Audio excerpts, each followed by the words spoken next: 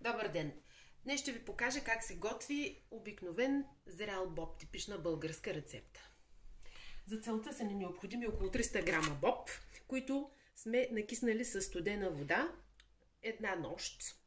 И на следващия ден, около след обяда, вече той ни е готов за готвене. Като преди това сме го изчистили и сме го измили. След като е накиснат, пак го измиваме в студена вода.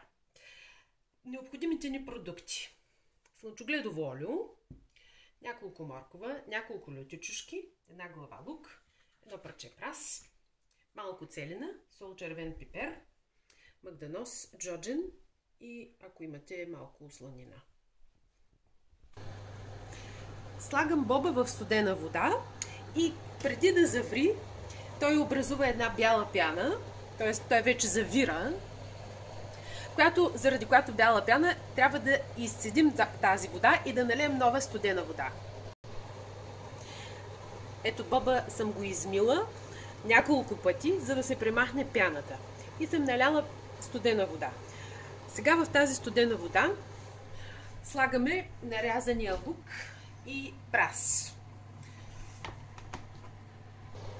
И слагам тенджерата на най-големия газов котлон, като намалям на минимална сила.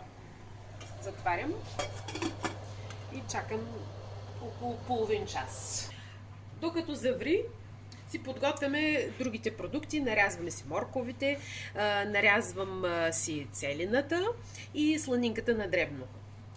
Лютата чушка, магданоза и джоджена.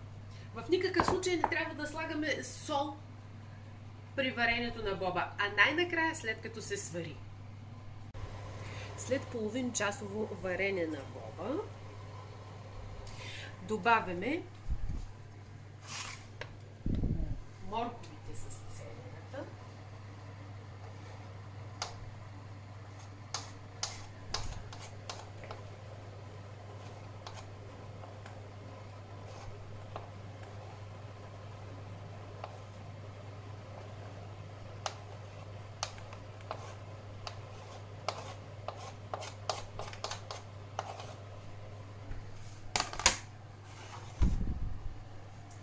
магданоза,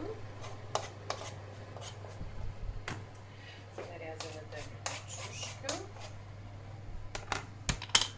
поръсваме с олио,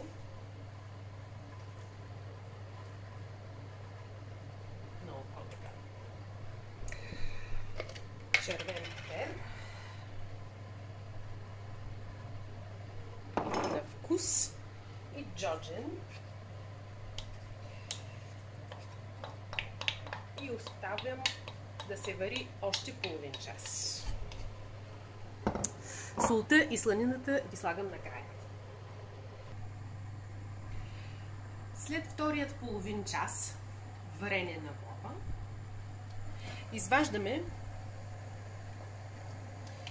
малко, за да го опитаме дали е добре сварен.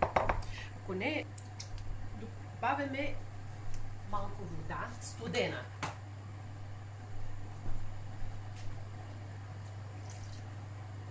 И оставяме за още 20 минути на слаб огън.